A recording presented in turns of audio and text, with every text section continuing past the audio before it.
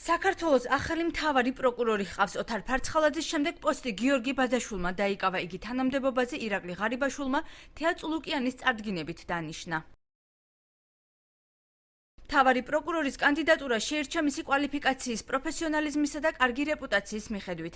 ეს განმარტება დანიშვნის შემდეგ პროკურატურამ გაავრცელა, თუმცა პრემიერ-მინისტრის არჩევანს ადვოკატები იწუნებენ.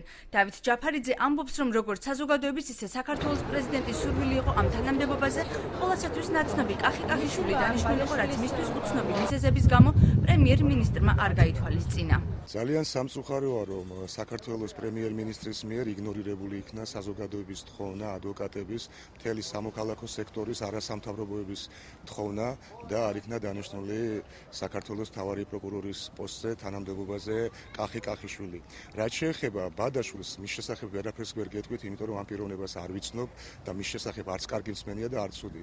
აქვე მინდა აღვნიშნო, რომ როდესაც ქვეყნის პირველი პირი და ძალიან კარგი პრეზიდენტი ყავს ჩვენ ქვეყანას, როდესაც ბატონი გიორგი მარგველაშვილიც ითხოვდა და თხოვა პრემიერ-მინისტრს, რომ დაენიშნა ამ თანამდებობაზე კახი-კახიშვილი, ძალიან მიუღებლად მიმაჩნია პრემიერ-მინისტრის მიერ საქართველოს პრეზიდენტის თხოვნის იგნორირებას. ახლანდელი მთავარი პროკურორი 2006-2008 წლებში საქართველოს ფინანსთა სამინისტროს ფინანსური პოლიციის აჭარის სამმართველოს გამომძიებლად მუშაობდა. ადვოკატები ამბობენ, რომ მასთან პირადი შეხება არასოდეს ჰქონიათ და ვერც ბადაშვილის მიერ წარმოებულ საქმეებს იხსენებენ, თუმცა ფინანსური პოლიციის იმდროინდელი საქმიანობის გამო მის მიმართ ნაკლები ნდობა აქვთ.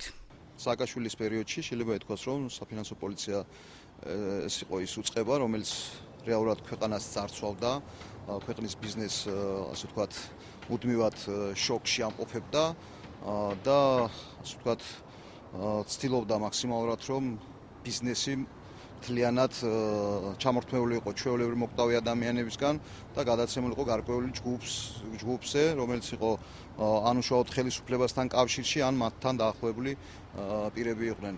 აქედან გამომდინარე, ახლა რამდენად უნდა ვენდოთ იმ კადრს, რომელიც 2006 წელს მუშაობდა საქართველოს ფინანსური პოლიციის რიგებში, ცალსახად ამაზე პასუხისგაცემა შესაძლებელია, რომ არ უნდა ვენდოთ.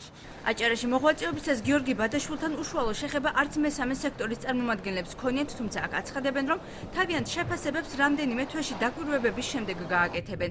2006 წელს მაშინ, როცა გიორგი ბადაშვილი ფინანსური პოლიციის აჭარის სამმართველოს გამომძიებელი იყო, უწყებას დავით კეზერაშვილი ხელმძღვანელობდა.